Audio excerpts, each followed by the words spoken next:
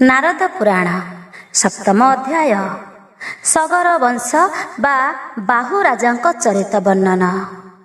एथु अंते जाहा हेला शुण देई मन, सुतंकु अनाई सौन कादि तपधन।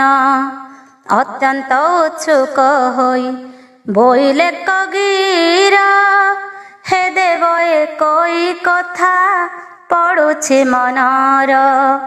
कहिल गंगा जलरु तिले करी पान, सगर वंश होइले पापु मोक्ष मान।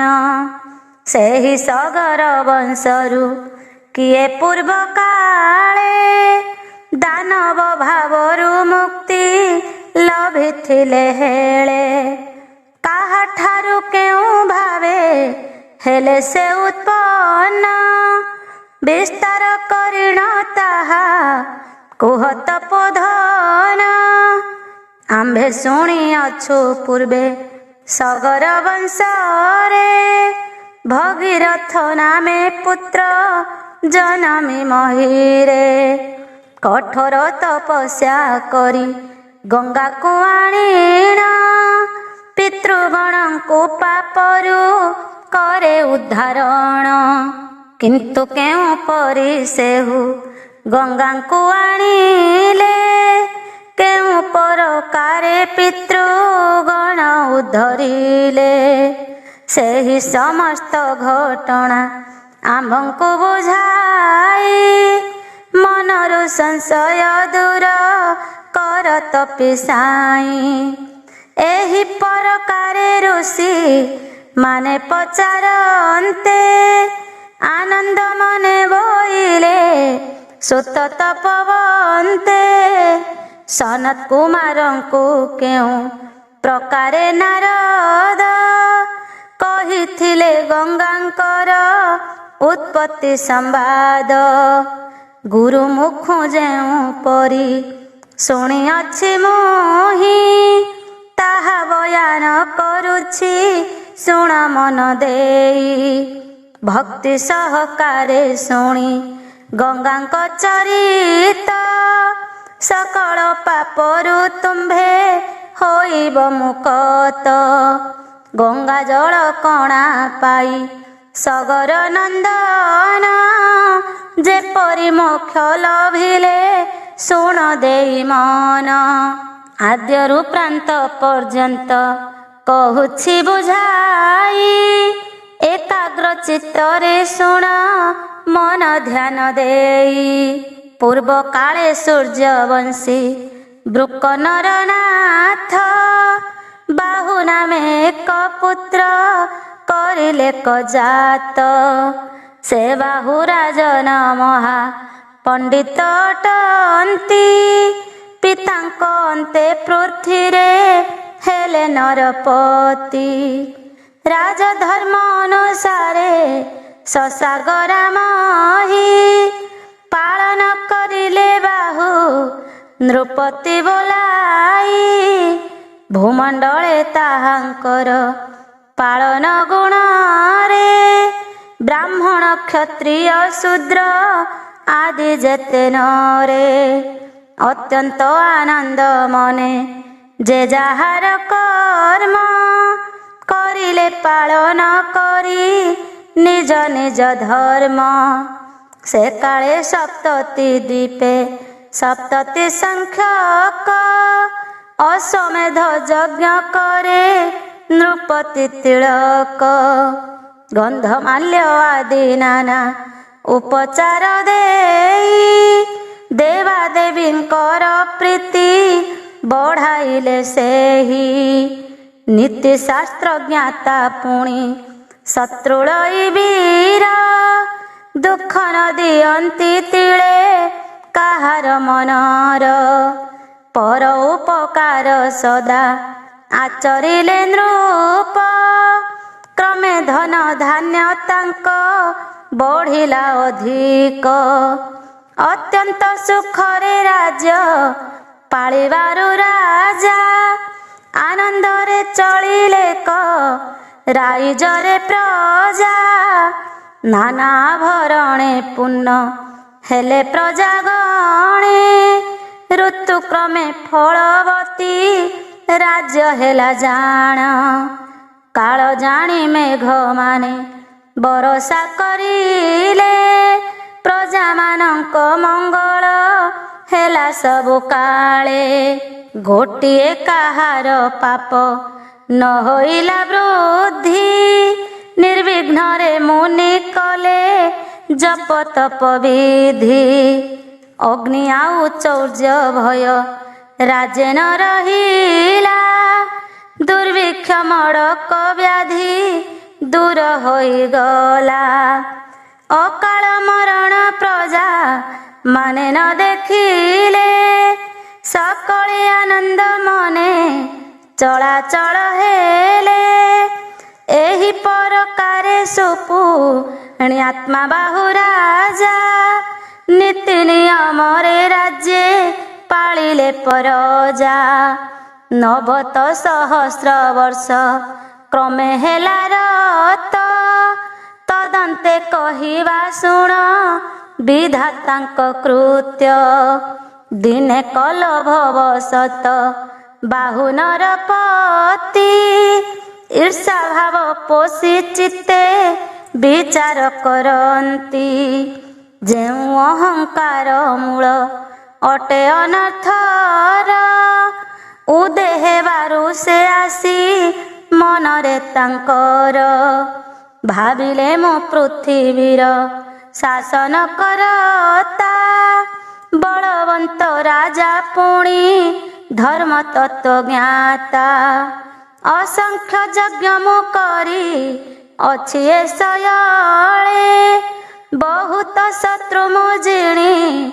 अछि बाहुबळे मोठारु अधिक पूज्य के अछि जगते ज्ञानवंत श्रीमंत मु बोलाए संतते सर्वशत्रु हंता सप्त द्वीपधिपति विश्वजयी बोली मते प्रजाए बोलंती मु शिक्षक गुणवान वेद तत्ववेता मु एका जानई नीति शास्त्र जे पंथा अव्याहत ऐश्वर्य मु शत्रुर जेय विचारिले संसार मु करि पारे क्षय मोठारु क्षमताशाली किए आउ अछि केते हे भाविले ताहा दिसु नाही किछि शुण ऋषि गणे बाहु नृपति परी अज्ञान बसरे पड़ी सुज्ञान कुहारी दिवस हुअन्ते उदे हेला अहंकार अहंकार घोटिबारु मनरे तांकर सेहि संगे संगे काम आदि रिपुगण मनरे प्रवेश कले सत्वरे आसीण जेउ माने प्रवेशिले मनुष्य निश्चय विष्ट हुओ इति ताहा शुण हे सभिए जौवन समय धन संपत्ति जे पूर्ण प्रभुत्व संगरे अविवेकता को गण एथिरु गोटिए हेले अनर्थ घटाए एही चारि गोटी जाहा ठारे अवा थाए ताहार विषम दशा कहिबि मु केते गोटी करू बुझी पारुथिब त समस्ते एपरि असूया पाप से नृप हृदୟରେ प्रबल होइण बढ़ी बारु से काଳରେ अविवेक आसी घर कलाता संगते तेणु हिताहित ज्ञान न रहिला चित्ते अविवेक पुरुषर संपत्ति न थाए शरत काल नदी परी चंचल रे जाए। ଅନୁୟାରେ ନଷ୍ଟ ହୋଇଥାଏ ଚିତ୍ତ ଯାର, ଅଳ୍ପ କାଳେ କ୍ଷୟ ପାଏ ସମ୍ପଦ ତାହାର। ତୁଷାରାଗ୍ନି ଯୋଗ ହେଲା ପରାଏ ପବନ, ବିନଷ୍ଟ ହୋଇ ତାର ଥାଏ ଯେତେ ଧନ।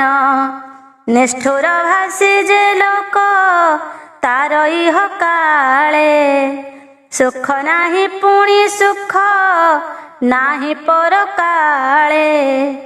ଅସୂୟାକ୍ରାନ୍ତ ନିଷ୍ଠୁର ଭାସି ଯେଉଁ ଜନ, ତାର ପୁଅ ଭାର୍ଯ୍ୟା ବନ୍ଧୁ ମିତ୍ର ଯେହୁ ପୁଣ। ସେ ସର୍ବ ହୁଅନ୍ତି ଶତ୍ରୁ ଏକଥା ନିଶ୍ଚୟ, ଆବର ମିଳଇ ତାକୁ ସବୁଠାରେ ଭୟ। ପରଶ୍ରୀ ଦେଖିଲେ ଯେହୁ କାତର ହୁଅଇ, ନିଜ ଶ୍ରୀ ବୃକ୍ଷରେ କୁଠାର ଯେ ପ୍ରହାରଇ। ନିଜର ସମ୍ପଦ ନାଶ ହେବା ପାଇଁ ଯେହୁ, ଯତ୍ନ କରେ ଅତି ଦମ୍ଭ ସହକାରେ ଯେହୁ। ପରର କଲ୍ୟାଣ ଦେଖି ଦହି ହୋଇଯାଏ, ତହିଁରେ ନିଜର ଶିରି କ୍ଷୟ ପ୍ରାପ୍ତ ହୁଏ। ପରହିଂସା ବିଚାରିଲେ ପୁତ୍ର ପୌତ୍ର ଧନ, ଗୃହ କ୍ଷେତ୍ର ଆଦି ସବୁ ନଷ୍ଟ ହୁଏ ଜାଣ। ପରକୁ ଅସୂୟା କଲେ ବିପଦ ନିଜର, ଥୁଆ ହୋଇଯାଏ ଏହା ଅଟେ ନିରାଧାର। ଏପରି ସେ ବାହୁନିବ ଅହଙ୍କାର ବସେ, ପଡ଼ିବାରୁ ଶତ୍ରୁମାନେ ମିଳି ତାର ଦେଶେ। ହୟ ହୟ ତାଳ ଜଙ୍ଘ ଆଦି ରିପୁଗଣ, ପୂର୍ବ ବୈରକୁ ପାଞ୍ଚି ପ୍ରବଳ ହୋଇଣ। ଦେଶ ମଧ୍ୟେ ପଶି ଆକ୍ରମଣ କଲେ ବେଗେ, ଏକଥା ଘଟିଲା ତାଙ୍କୁ ଶୁଣ ଯେଉଁ ବାଗେ। ଲକ୍ଷ୍ମୀପତି ଯାହା ପ୍ରତି ଅନୁକୂଳ ଥାନ୍ତି, ସୌଭାଗ୍ୟ ବୃଦ୍ଧି ତାର ହେଉଥାଏ ନୀତି। ଯା ପ୍ରତି ବିମୁଖ ହୁଅନ୍ତି ସେ ଲକ୍ଷ୍ମୀ ସାଇଁ, ପ୍ରତ୍ୟେକ କାର୍ଯ୍ୟରେ ତାର ଅନର୍ଥ ଘଟଇ। ଯେତେ ଦିନ ଯାଏ କୃପା କଟାକ୍ଷ ତାଙ୍କର, ପଡ଼ିଥାଏ ତେତେ ଦିନ ପରିଜନ୍ତେ ନର। ପୁତ୍ର ପୌତ୍ର ଧନ ଧାନ୍ୟ ଗୃହାଦି ସମ୍ପତ୍ତି, ଭୋଗ କରେ ନ ପଡ଼ଇ କୌଣସି ବିପତ୍ତି। ଶ୍ରୀପତିଙ୍କର କୃପା ଦୃଷ୍ଟି ପଡ଼ିଥିଲେ, ମୂର୍ଖ ଅନ୍ଧ ଜଡ଼ ବଧି ରାଦିଏ ସକଳେ।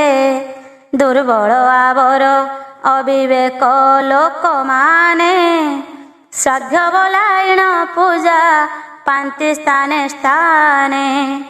ଦୃଷ୍ଟି ନ ପଡ଼ଇ ଯାହା ପ୍ରତି ହରିଙ୍କର, ସର୍ବଦା ହାନି ହୋଇ ସୌଭାଗ୍ୟ ତାହାର।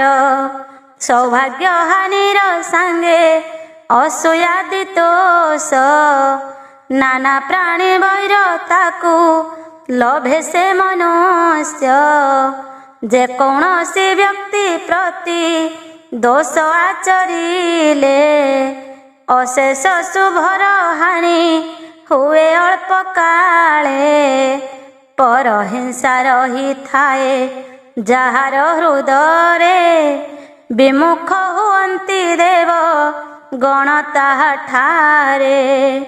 ହରି ବିମୁଖ ହୋଇଲେ ଅଶେଷ କଲ୍ୟାଣ, ତାହାର ବିନାଶ ହୁଏ ନିଶ୍ଚୟ ଏ ଜାଣ। ବିବେକକୁ ଏହା ଅହଙ୍କାର ନାଶ କରେ, ପ୍ରବେଶ ଇ ଅହଙ୍କାର ଯାହାର ଶରୀରେ। ଅନୁଭବୀ ଭୃତ୍ୟମାନେ ତାକୁ ଛାଡ଼ି ଯାଆନ୍ତି, ତହୁଁ କ୍ରମେ ଘୋଟି ଆସେ ପ୍ରବଳ ବିପତ୍ତି।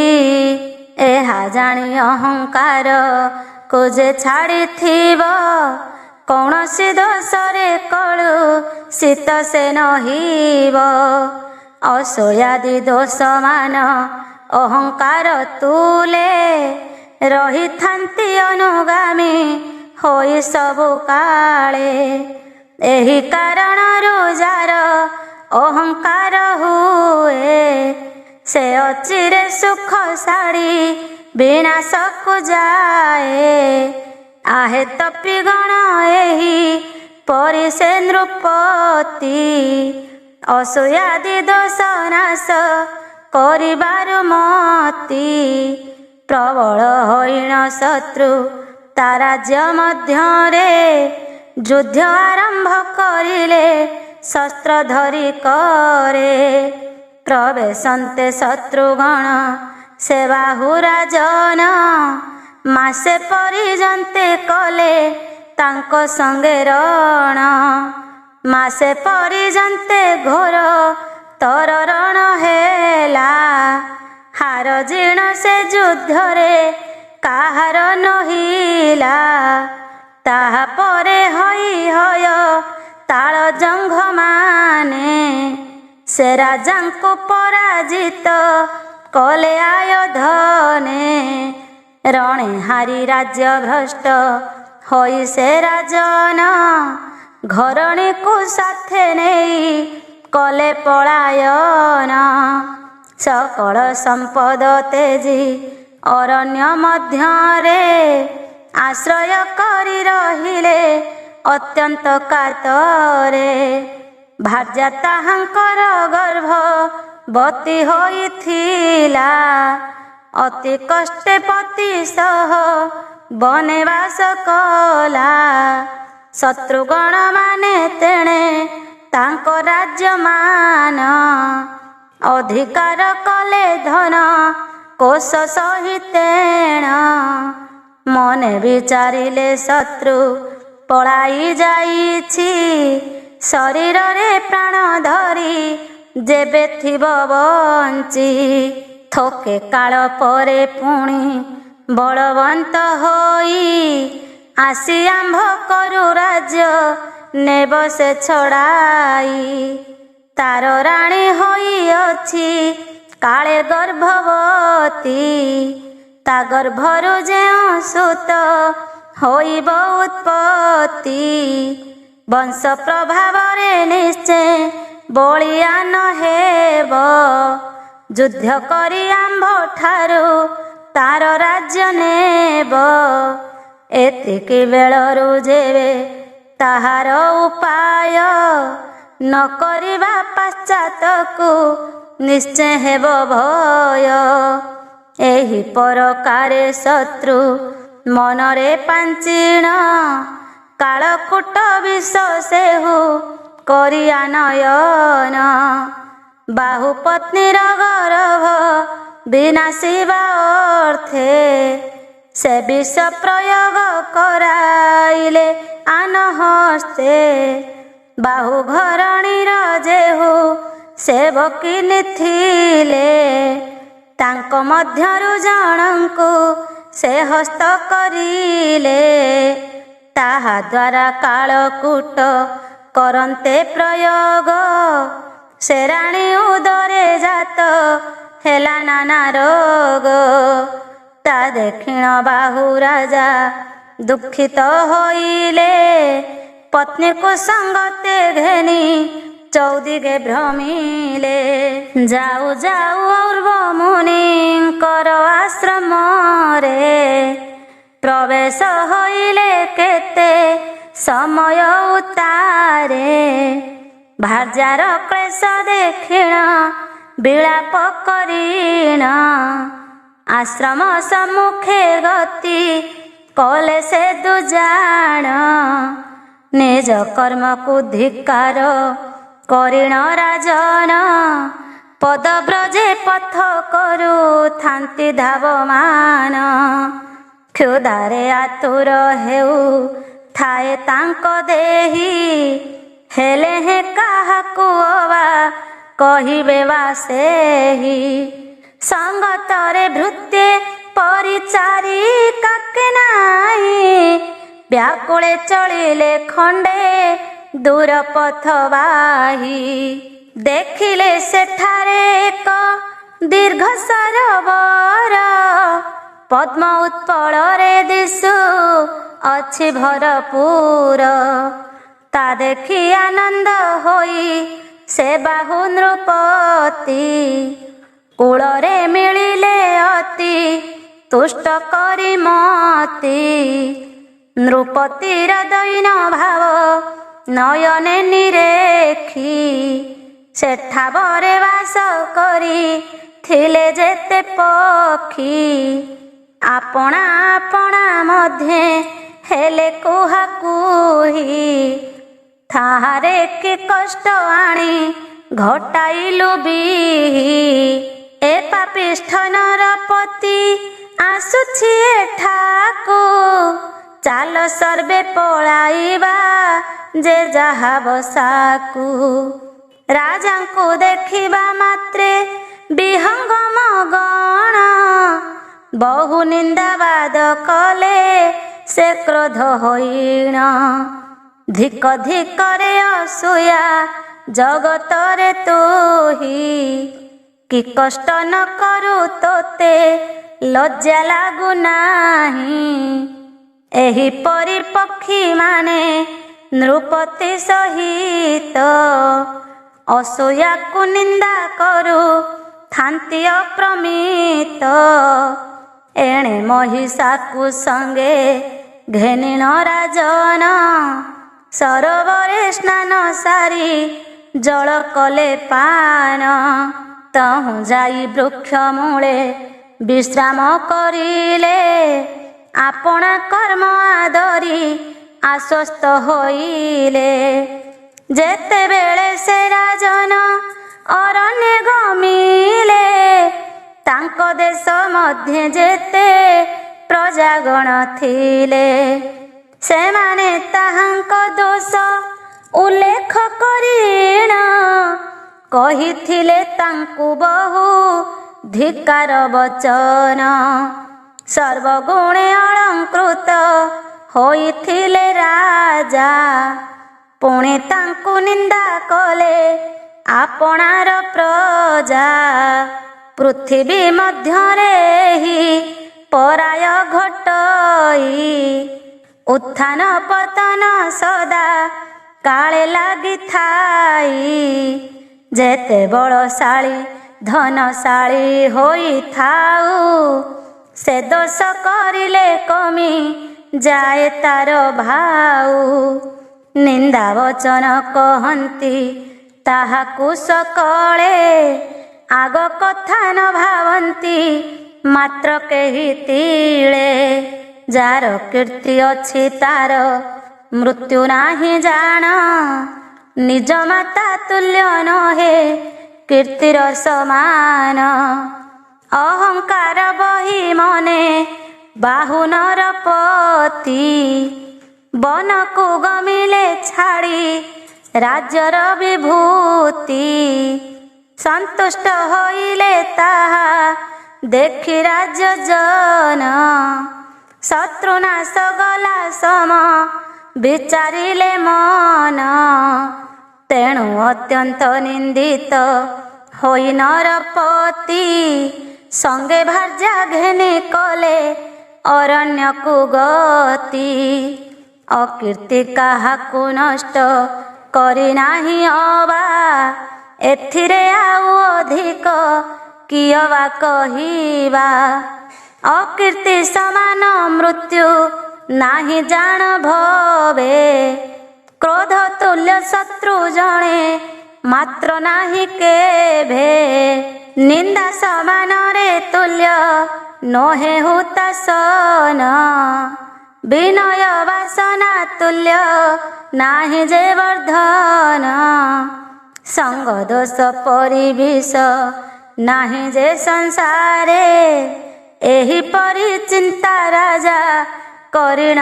ମନରେ କାନ୍ଦି କାନ୍ଦି ଅତି ଦୁଃଖେ संतापित हेले संतापरु जरा तांकु ग्रास कला हेले जिन्न सिन्न कळेबर होइला तांकर बनवासे कटाइले किछि हि मातर और्ब महाऋषिंकर आश्रम निकटे अत्यंत पीड़ित होई जराग्रास कष्टे केते दिन अंते काल कबଳରେ पड़ी शेषकु पिंडरु प्रिय प्राण गला छाड़ी पति मृत हेबा देखी भारी जातांकर बहुत विलाप कले होइण कातर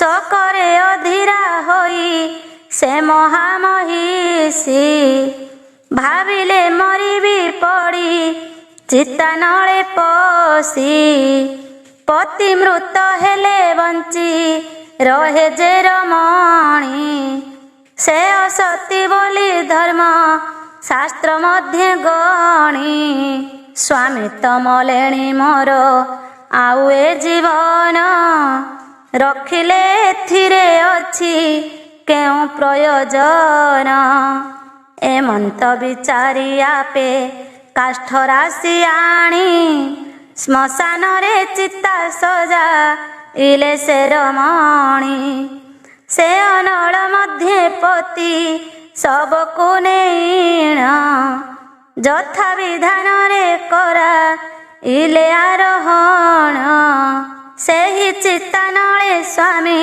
सबर सहित निजे देहते जीवाकू होइले उद्यत ए सनक समय रे और्व महामुनि ध्यान जोग प्रभाव रे से कथा को जानी पतिव्रता बाहु मही शिर समीप रे प्रवेश होइले जाई अत्यंत बेगरे पति चिता नळे पड़ी आपना शरीर नाश करबाकू जाऊ थिला नारी तार एही समय रे आसी और्व महाऋषि मिलिण सन्निधे तार बोइले आश्वासी आगो नारी वर जाओ करबाकू जाहा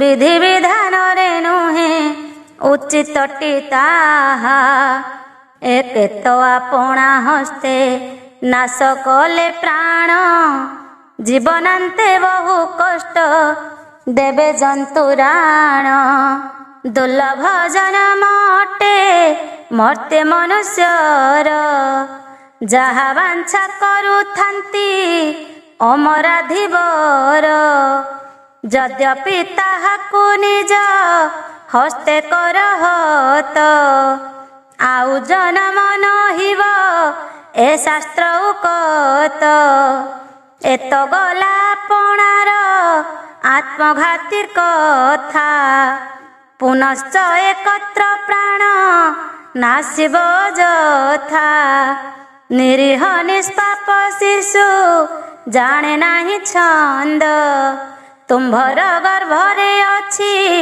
होइण आबद्ध एही संसार को जेते बेले से आसीब ताद्वारा बहुत कार्य साधित होइब एमंत शिशुर प्राण किंपा अन्याय रे विनाश करिब तुम्भे केउ अधिकारे शास्त्र रे उकत अछि गर्भिणी रमणी आवर शिशु संतान कोळे थिब पुणी एमानंक सहित रे रजस्वला नारी पति सह जात्री हेबा अन्यायटी भारी न मानिए कार्ये जेहु प्रवृत्त हुई प्रायश्चित नाही तार शुण मन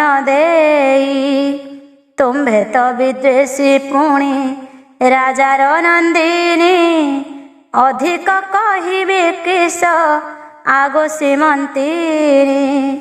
ମୋର ବୋଲ ମାନି ଏହି କାର୍ଯ୍ୟର ନିବର୍ତ୍ତ, ଦେଖିବ ଗର୍ଭଜ ସୁତ ଯେ ଆସିବ ମର୍ତ୍ତ୍ୟ।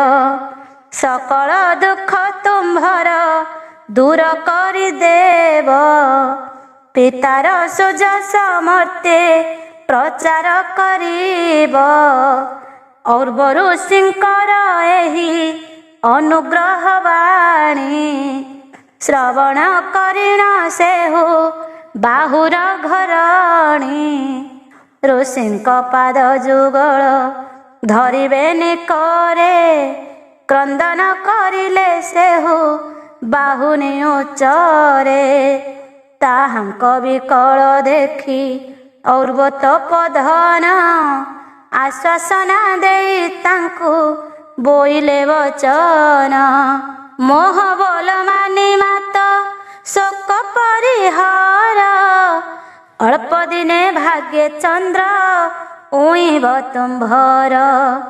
ନୟନରୁ ଅଶ୍ରୁ ତେଜି ନ ପକାଅ ତଳେ, ମୃତ ବ୍ୟକ୍ତି କି ଅଶ୍ରୁ ଦହି ପାରେ ହେଳେ।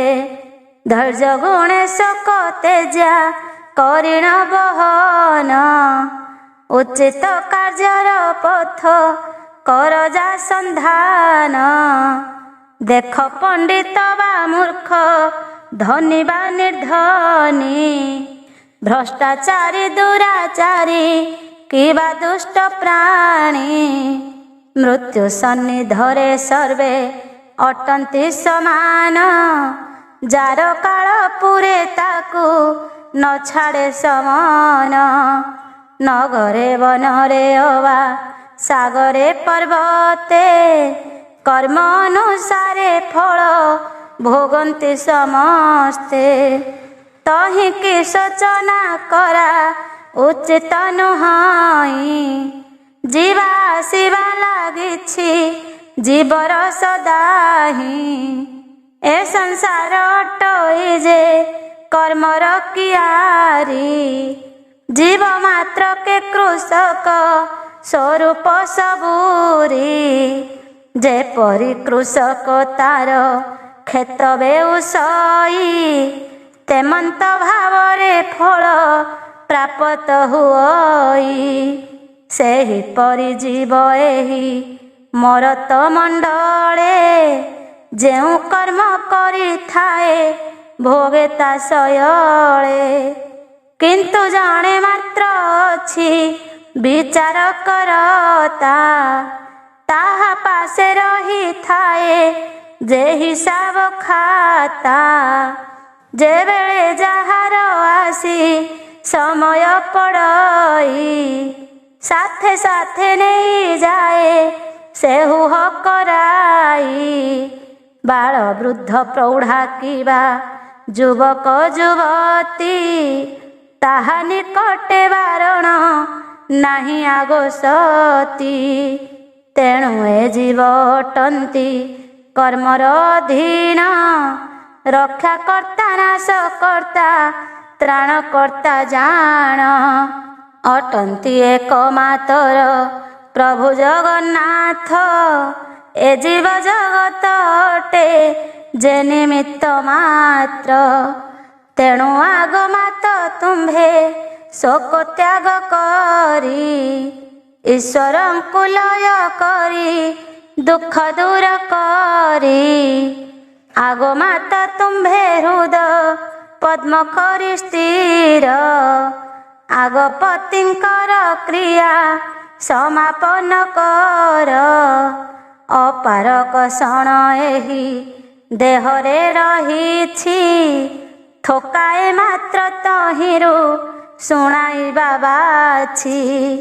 ବ୍ୟାଧି ଜାତ ହେଲେ ପୁନଃ ଦୁଃଖ ଭୋଗ ହୁଏ, ତାହା ସତ୍ୟ କରି ଜୀବ ମହାକ୍ଲେଶ ପାଏ। କର୍ମ ପାଶେ ବନ୍ଧା ହୋଇ ବାରୁ ଜୀବ ଗଣ, ସଦା ସର୍ବଦା ସେ ଭୋଗ करती कषण तही कि शोचना करा उचित नुहई समस्त को काल कबलित करुछई और महामुनि एही पराय राणी की बुझाई कहते निज निकट को डाकी आश्वस्त होइन राज महिषी सत्तरे स्वामी क्रिया कराइले जे सेही ठारे तपिंक आदेश मते निज स्वामी प्रेत कृत्य कार्य करा इले नारीवर नमस्कार करी तही परे से ऋषिंकी कहिले विनय होई किछि न शंकी आपणक भଳି महा सामाजिक माने परार्थरे फलाकांक्षा करन्ति से माने विचित्र नुहई ताहा सेमानंक ठारे वृक्ष केभे न फलई आपणा कार्ୟରେ निज भोग କରିବାକୁ वृक्ष माने जाण पृथ्वी रे न करन्ति फल को धारण परर दुख को बुझे जे बण व्यक्ति साधु जनक मध्यरे गण्य से अटंती वैष्णव सत्य गुण तहिरे तांकर प्रकाश पाए सत्यरे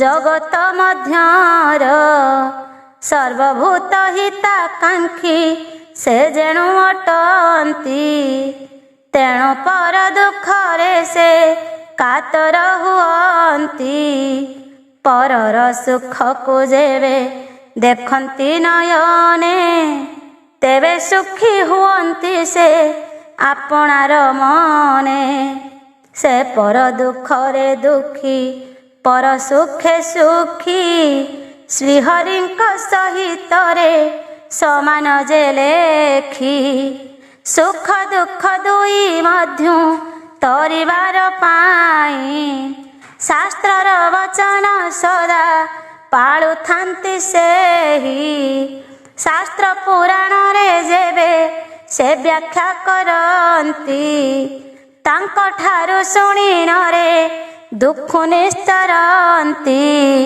साधु जन शास्त्र व्याख्या जेउठी करंती जेते दुख हुए ताहा जानी न पारंती सूर्य उदय रे जेन्हे नासे अंधकार साधुंकर सन्निध्याने ते मंत प्रकार एते कहि से रमणी ऋषि को पुछिले तापरे से नदी जले स्नान करिले स्वामींकर अंत्येष्टिक क्रिया कर्म मान यथा विधि मते सेहु कले समापन से राजांक सब ऋषि करन्ते दर्शन पापरु मुक्त राजा होइले बहन इंद्रंक पराय तेज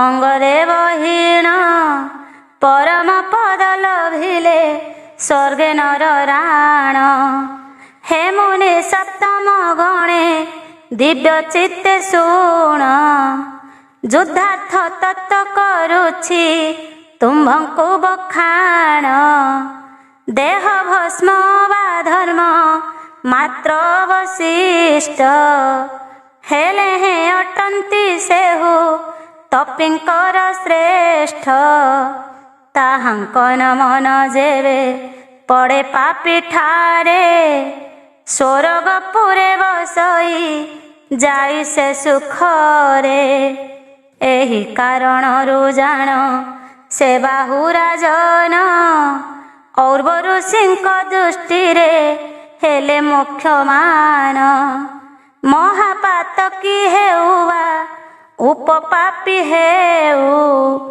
दिव्य गति पाए साधु दर्शन सेहु एमन्ते उत्तम गति लभन्ते नृपति ताहा परे जाहा हेला शुण देई मती राणी और्व ऋषिंकर आश्रमे रहिले प्रतिदिन ऋषिंकर पाद सेवा कले कहि क्षेत्र मोहन जोड़िबेनि कर ए भव सागर सर्वे हुवन्ति उद्धार।